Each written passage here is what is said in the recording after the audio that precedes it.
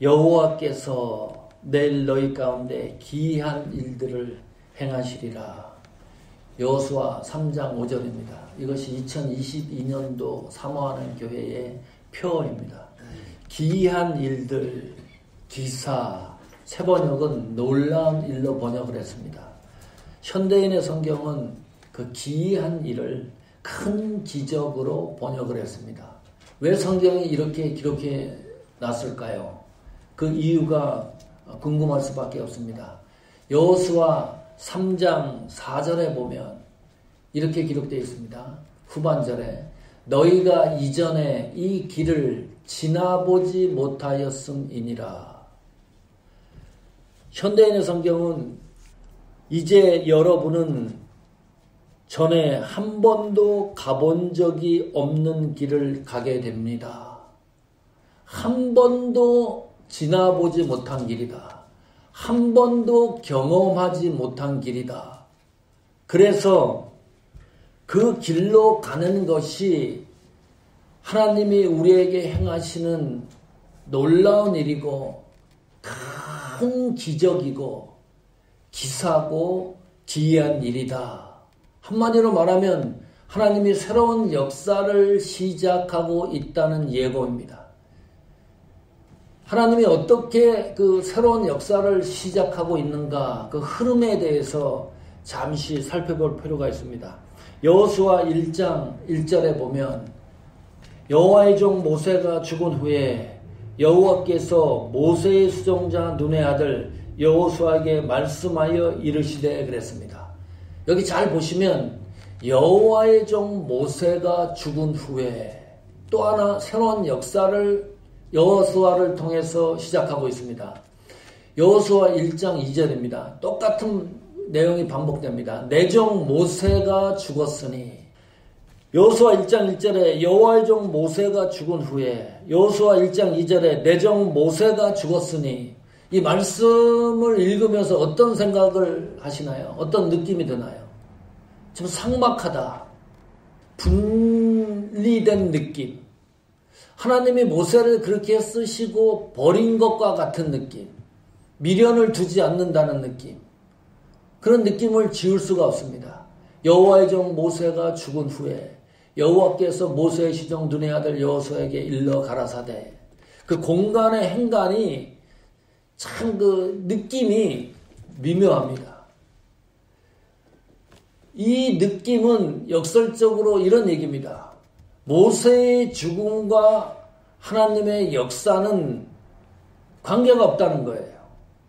다시 말하면 하나님의 역사는 중단되지 않는다. 모세가 죽은 것과 관계가 없다는 거예요.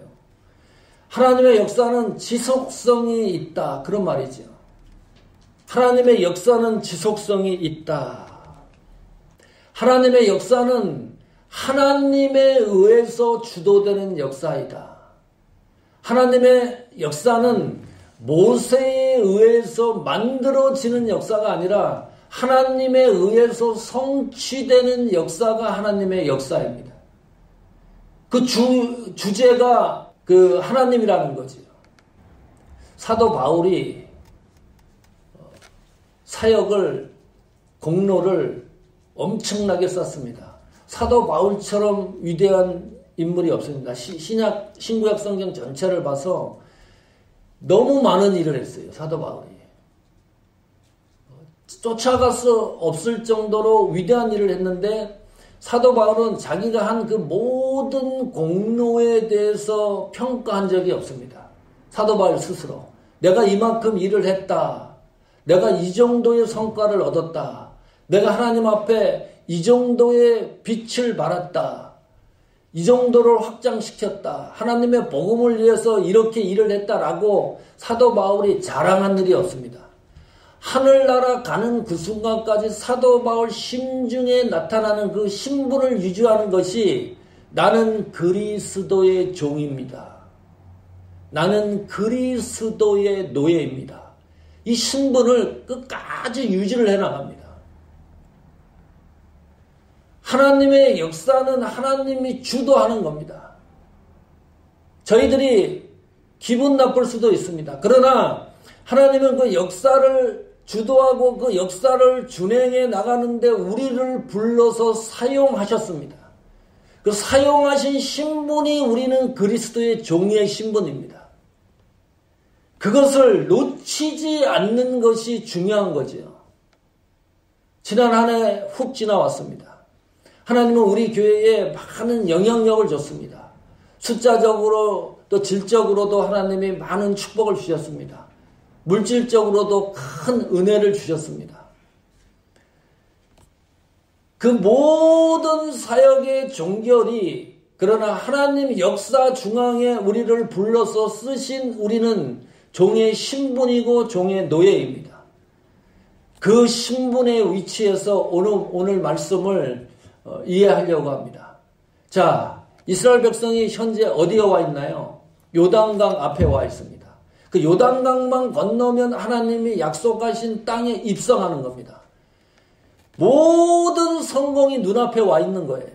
그런데 5절에 보면 그 약속의 땅에 와 있는데 하나님은 약속의 땅으로 들어가는 그 마지막 관문에서 이렇게 말씀하시는 거예요.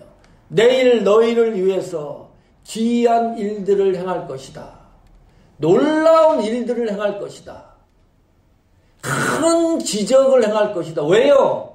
한 번도 우리가 경험하지 못한 길이고 한 번도 가지 못했던 길이기 때문입니다. 올 한 해 우리가 그 길을 걸어가는 거예요. 우리가 12월 2022년도 마감할 때 하나님의 어떤 역사, 하나님의 어떤 기사를 우리 교회와 여러분에게 성취했는지 그 은혜 앞에 하나님 앞에 영광 돌릴 생각을 하면 가슴이 뜨거워집니다. 그 하나님의 말씀이 이루어지기 위한 몇 가지 전제 조건이 있습니다. 그 말씀을 유심히 지켜봐야 됩니다. 그 첫 번째가 기다림입니다. 여호수아 3장 1절 보십시오. 여호수아가 아침에 일찍이 일어나서 이스라엘 사람들로 더불어 신딥에서 떠나 요단에 이르러서는 이 문장입니다. 건너지 아니하고 거기서 유숙하니라. 왜 거기서 유숙하나요? 왜 건너지 않나요? 3일 동안을 거기에서 머물러요. 여호수아 3장 1절부터 쭉 다시 집에 가서 읽어보시면 3일 동안 아무 기록이 없어요. 성경에. 너무 고요해요. 너무 침묵합니다. 아무 목소리가 들리지 않아요. 3일 동안. 개미 기어가는 소리도 들리지 않습니다. 그만큼 적막합니다. 3일 이후부터 분주하기 시작을 합니다. 왜 이렇게 건너가지 않나요? 여호수아 1장 2절에 보면 내정 모세가 죽었으니 이제 너는 이 모든 백성과 더불어 일어나 이 요단을 건너 내가 그들 곧 이스라엘 자손에게 주는 그 땅으로 가라 그랬어요. 그러면 거기에서 유숙할 이유가 없는 거예요. 뭐 하루 정도 유숙할 수는 있겠지만은 3일 동안 유숙한다는 게 이상하지 않습니까? 여호수아 1장 2절에 분명히 요단을 건너 가라 그랬는데 가면 되는데 요단강에서 완전히 이스라엘 백성들이 멈추어 섰습니다. 이유가 뭘까요? 요단을 건너 가나안 땅으로 들어가는 것은 하나님이 모세 시대부터 광야 시대부터 하나님이 약속된 말씀입니다. 그것은 목적입니다. 반드시 들어가는 땅입니다. 그런데 언제 요단을 건너가느냐? 하나님의 결제가 안 떨어진 거예요. 하나님이 건너가라는 결제가 떨어질 동안 기다리는 겁니다. 여호수아 3장 7절 보시면 여호와께서 여호수아에게 이르시되 내가 오늘부터 시작하여 너를 온 이스라엘 목전에서 크게 하여 내가 모세와 함께 있던 것 같이 너와 함께 있는 것을 그들로 알게 하리라 그랬습니다. 여기 성경 다시 확인해 보십시오. 여호와께서 여호수아에게 이르시되 이때부터 여호수아 이스라엘 백성들이 움직이기 시작을 합니다. 하나님이 여호수아에게 지시가 떨어진과 동시에 움직이기 시작을 하는 거예요. 이것이 기다림입니다. 하나님의 기이한 일은 반드시 하나님 때에 성취된다. 하나님의 놀라운 일은 하나님 시간에 만들어지는 겁니다. 하나님의 큰 기적은 하나님 시간에 성취된다. 우리가 못 견디죠. 기다리는 게 너무 힘든 거예요. 저는 목회하면서, 개척교회 하면서 기다림이 무엇인지에 대해서 알고 있습니다. 너무 힘들어요. 기다린다는 게. 왜 하나님 우리 교회는 빨리빨리 부흥시켜주지 않습니까? 교회가 세워지면 많은 사람들이 예배당을 꽉꽉 채울 줄 알아요. 또 목회 하나님의 날 부르심에 대해서 회의를 느낄 때도 있습니다. 하나님 나를 왜 부르셨나요? 이 정도로 사용하시려면 여러분도 마찬가지일 거예요. 인생을 살다 보면 기다림이 지칠 때가 있습니다. 그런데 기다릴 수밖에 없는 이유가 있습니다. 왜요? 요단강을 건너 가나안 땅으로 입성하는 목적이 분명하기 때문에 이 기다림을 포기할 수가 없는 거예요. 어느 순간에 하나님이 어떻게 역사할지 모르기 때문에. 왜요? 하나님의 시간에 성취되기 때문에. 내 시간이 아니거든요. 여러분의 시간이 아니거든요. 하나님 때에 맞춰서 정확하게 어떻게 하나님이 어떤 방향으로 사용하시고 만들어갈지 모르기 때문에 기다리는 겁니다. 그 기다림을 포기하는 것은 하나님의 권능과 능력을 무시하는 행위가 되기 때문입니다. 지난 한 해 동안 많이 인내하셨습니다. 애쓰고 수고했습니다. 그 인내한 것이기 때문에 반드시 사모하는 교회는 2022년도에 여러분 삶 속에, 여러분 생업 속에, 살아가는 일상 속에 반드시 하나님이 놀라운 일을 행하시는 것을 그대로 받아 누리는 축복의 역사가 나타나기를 축복합니다.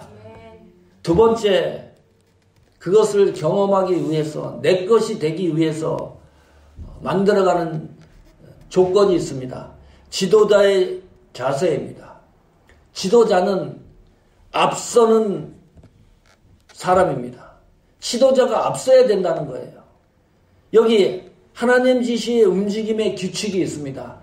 여호수아 3장 3절 보십시오. 백성에게 명하여 가로되 너희는 레위 사람 제사장들이 너희 하나님 여호와의 언약궤 매는 것을 보거든. 언약궤는 법궤입니다.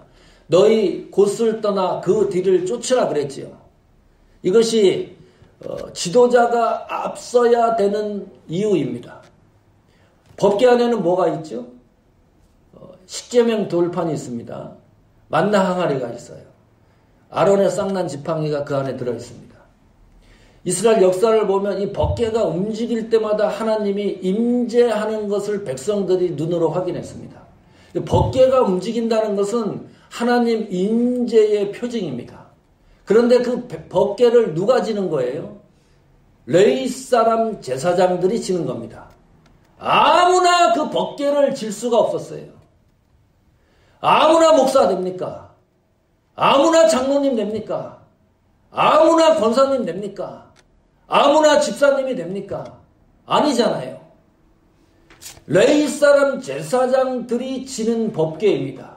무슨 말이에요? 하나님이 레위 사람 제사장들을 구별했다. 하나님이 부르셨다. 하나님이 특별한 소명을 주셨다. 그런 말 아닙니까? 하나님이 우리를 직분자로 세웠다는 것은 대충 세운 게 아니지 않습니까? 교회의 지도자로 세운 것은 하나님이 특별히 구별해서 나를 사용하신다는 증거입니다. 그래서 지도자는 책임이 있습니다. 그 책임이 뭔가요? 이 레위 사람들의 책임이 뭔가요? 이 레위 사람들의 소명이 뭔가요? 법궤를 메고 요단강으로 들어가는 것이 소명입니다. 황당합니다. 하나님이 부르셔서 사용하시는데 이때가요, 물이 범람할 때 요단강이 가장 물이 많을 때입니다. 그리고 벗개를 메고 들어가는 거잖아요. 그러면 이것이 물이 갈라진다는 얘기인데 요단강 물이 만약에 들어가서 안 갈라진다는 그런 느낌을 갖고 들어간다고 생각을 해 보십시오. 이 지도자가 레위 사람 제사장들이 벗겨 메고 들어가는데 만약에 발을 헛디뎌서 쓰러진다라고 생각을 해보세요. 앞이 캄캄한 겁니다.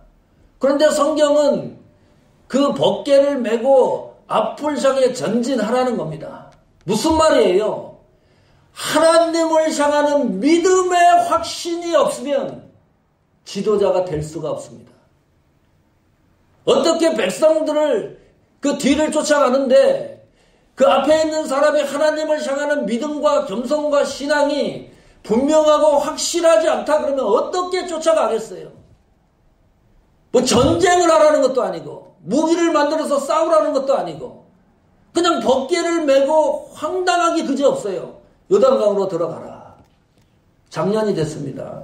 벌써 지난 해 크리스마스 주일날 우리 김경재 사모님이죠. 우열 집사님이 안수 집사님 임지식을 했어요. 그때 그 사진을 보니까요 굉장하죠. 뭐 대형교회는 뭐 웅장할 수밖에 없습니다. 박정민 와이프 집사님은 권사님으로 이제 취임을 했습니다. 또 장로님 새로운 장로님들도 임직을 했습니다. 임직식 끝나고 그 다음 날 주일부터 임무가 주어졌어요. 이 새로운 장로님 또 이 김우열 안수집사님에게 교회에서 그 일이 뭔지 압니까? 주차 요원입니다. 저는 아직 그 베델교회 그 음방을 못 가봤는데 굉장히 넓은가 봐요. 주차를 저기다 해다면 여기까지 걸어오기 힘드니까 또 셔틀버스가 태워가지고 여기까지 온대요. 뭐 셔틀버스 운전도 하고 몇 시에 나가는지 아세요? 새벽 5시 30분에 나가야 돼요. 언제까지 하시는지 아세요? 오후 2, 3시까지 하는 거예요. 그 일만. 틈나면 1부, 2부, 3부 예배가 있으니까 상황 봐갖고 예배 드리는 거예요. 언제까지? 1년 하는 거예요. 그 일 한다고 돈 줍니까? 교회에서 페이해 줍니까? 아니 장로님인데 아니 안수 집사인데 그냥 평 집사도 아니고 설의 집사도 아니고 안수 임직받은 안수 집사인데 집사님도 아니고 권사님인데 이 권사님은 식당에서 또 음식을 만드는 일을 1년 동안 해야 돼요. 왜 하는 거예요? 왜 그렇게 해야 돼요? 왜 직분이 지도자가 됐는데 왜 그런 일을 허접스러운 일을 해야 되는 거예요? 이유는 간단합니다. 지도자이기 때문입니다. 저는 우리 교회에 간혹가다 말씀드려요. 우리 교회 성도들이 그냥 부자 되는 거 너무너무 싫어합니다. 하나님이 그렇게 부자 만들지 않을 거예요. 저는 우리 교회 두 분 장로님 또 우리 교회 성도 직분자들에게 바라는 게 있습니다. 우리 교회 장로님은 좋은 집에 산다. 뭐 200만 불 300만 불 집에 산다. 우리 교회 장로님은 헌금을 뭉텅이로 한다. 우리 교회 성도 직분자들은 좋은 차를 타고 다닌다. 명예가 있다. 그런 이름으로 세상에 알려지고 유명해지는 것을 원하지 않습니다. 적어도 사모하는 교회 직분자는 사모하는 교회 지도자는 기도하는 사람이다. 우리 교회 장로님을 보면 믿음이 있는 장로님이시다. 하나님이 황당하게 지시를 하는데 우리가 봐도 이해가 안 되는데 그 일을 묵묵하게 하고 계신다. 왜요? 하나님이 지시했기 때문에 그런 것이 성도들 눈에 보이는 거예요.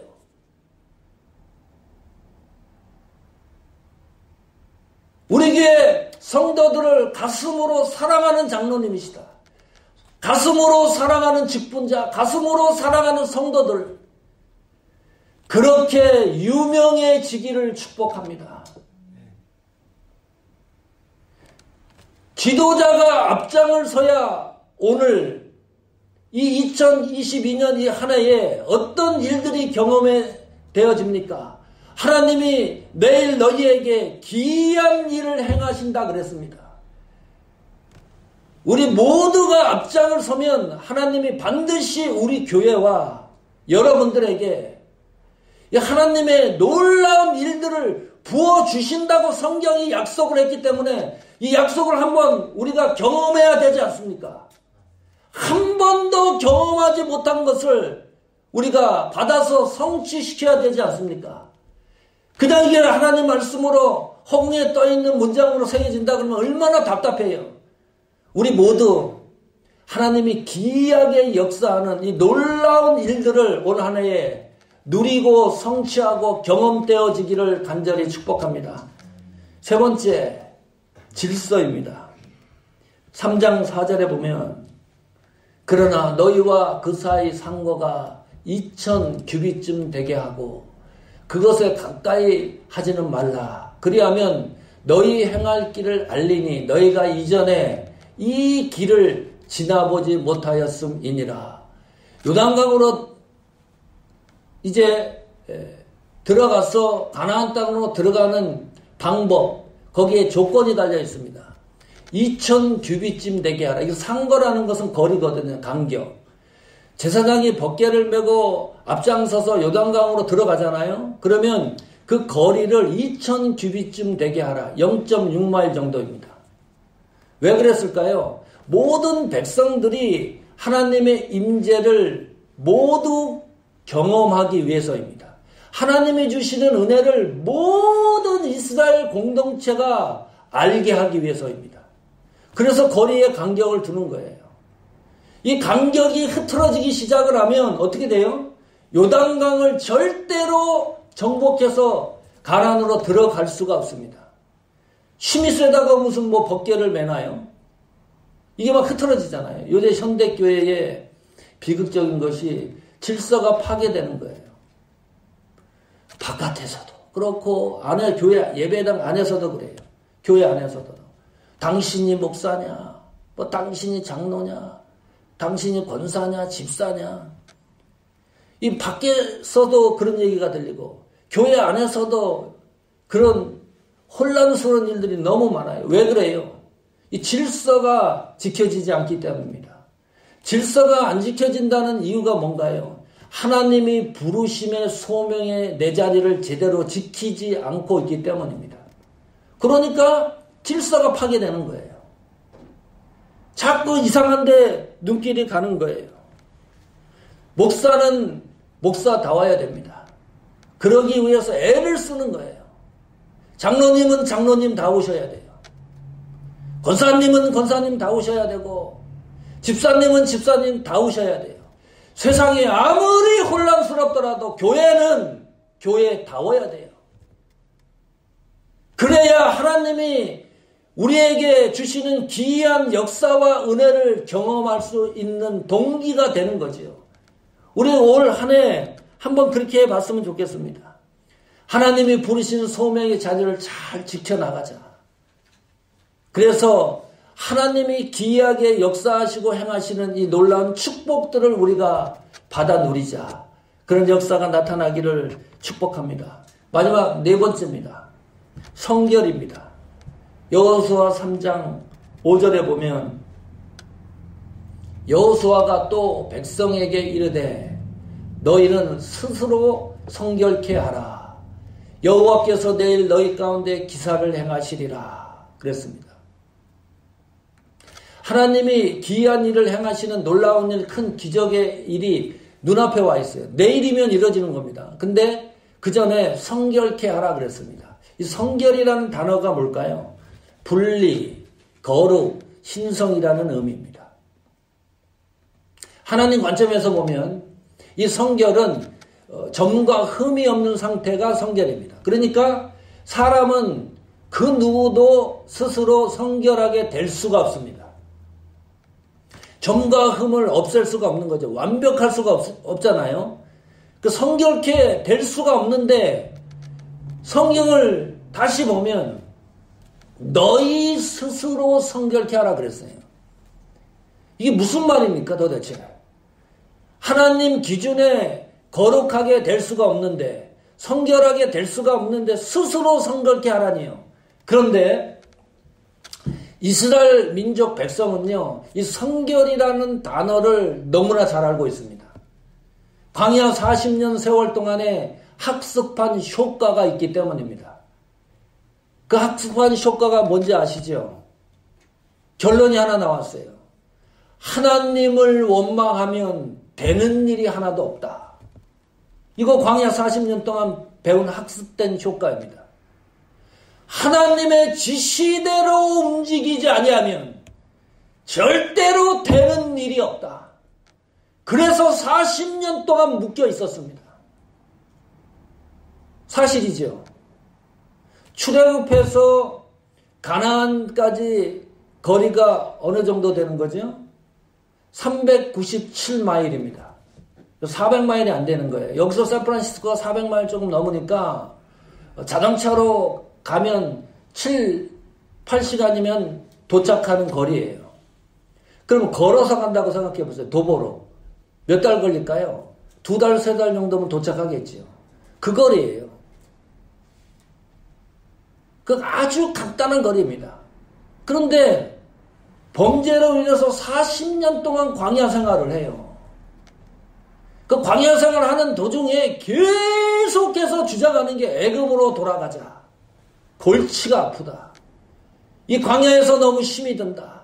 다시 우리를 애굽으로 돌아가게 해달라. 하나님 앞에 항거하고 원망하고 그러잖아요. 그런데 하나님이 이스라엘 백성들을 치리하지는 또 않아요. 그렇게 울부짖는데도 어떻게 해요? 품에 안고 하나님이 가시는 거예요. 하나님의 목적지가 분명하기 때문입니다. 하나님의 목적과 계획이 흔들리지 않기 때문입니다. 40년 동안 방황을 하는데 40년 동안 이스라엘 백성들은 방황하고 힘든다고 생각을 하지만요. 그 40년의 세월 동안 하나님이 은혜를 쏟아 부어주시는 거예요. 광야에서. 어떤 은혜입니까? 반석에서 물이 나요. 목마르다 그러면 물을 만날 수가 없는데 그냥 바위를 치면 거기에서 물이 나오는 거예요. 먹여 살려요, 하나님이. 어떻게? 아침에 눈 뜨면 내 문 앞에 그날 먹을 양식이 딱딱 와 있어요. 이 놀라운 일 아닙니까? 무슨 일을 했어요, 이스라엘 백성들이? 범죄하고서 방황하는 가운데 하나님이 그렇게 은혜를 주시는 거예요. 그냥 먹여 살리지요. 구름과 기둥과 불기둥으로 인도하시지요. 보호하시지요. 하나님이 존재한다는 걸 계속 알려주지요. 거기에서 얻은 학습 효과가 그거예요. 40년 동안 지나가 보니까 그렇구나. 하나님을 원망하면 되는 일이 없다. 하나님 말씀대로 하지 아니하면 되는 일이 없다. 40년 동안 쏟아 부었던 그 은혜를 생각하라. 그게 성결입니다. 하나님이 40년 광야 생활 동안에요. 여러 과정에서 이스라엘 백성에게 제공해 주셨던 그 은혜를 회복하는 것이 성결입니다. 성도 여러분, 하나님이 여러분에게 주신 은혜가 뭡니까? 지난 한 해 오면서 하나님이 나에게 쏟아 부어줬던 은혜가 뭡니까? 그 은혜의 자리로 다시 돌아가서 그 은혜를 내 속에 다시 발견하는 것이 성결입니다. 그래야 내일 너희 가운데 기세를 행하는 하나님의 은혜를 우리가 받을 수 있다고 말합니다. 성도 여러분, 이렇게 기도합시다. 오늘 말씀대로 여호수아 3장 5절 말씀대로 하나님, 우리 사모하는 교회에 여호와께서 기사를 행해 주십시오. 여러분 자신도 꼭 그렇게 기도해 주십시오. 하나님, 여호수아 3장 5절에 여호와께서 내일 우리에게 기사를 행한다고 하시지 않았습니까? 그 말씀 그대로 이루어지게 해 주십시오. 그래서 4가지를 조심합시다. 하나는 기다리는 겁니다. 성급하게 하나님의 시간과 생각을 내 생각과 판단으로 결정하지 말자. 조작하지 말자. 하나님의 시간을 우리 마음대로 계산하고 판단해서 조작하는 일이 없도록 하자. 두 번째, 다시 상고합니다. 지도자가 앞장서는 겁니다. 저부터 그렇게 하겠습니다. 하나님이 법궤를 메고 요단강을 가라 그러면 황당하지만 하나님이 지시라고 하면 그대로 하겠습니다. 우리 두 분 장로님도 그렇게 하실 거예요. 여러분도 신앙의 목적과 초점을 하나님이 말씀하시면 말씀하시는 대로 우리의 모든 신경과 삶과 행위를 거기에 맞춰서 한번 행동해보자. 하나님 말씀대로 살아보려고 애를 써보자. 기도하고 그러면 분명히 우리 가운데 역사하는 하나님의 놀라운 일들을 경험하게 될 것입니다. 세 번째, 다시 기억합니다. 질서입니다. 하나님이 나에게 맡겨진 자리를 최선을 다해서 지켜보자. 집사님이면 집사님 자리, 장로님 자리, 목회자면 목회자의 자리, 권사님은 권사님의 자리, 그 소명 부름받은 그 자리를 하나님을 향하여 최선을 다해서 섬겨보자. 네 번째, 성결입니다. 때때로 우리에게 주시는 은혜를 잊지 말자. 힘들 때면 그 은혜를 회복하자. 그래야 너희 가운데 기사를 행하시는 이 놀라운 은혜를 우리 사모하는 교회와 여러분들이 반드시 성취되어진다는 것을 믿으시기를 축원합니다. 그대로 되어지기를 축원합니다.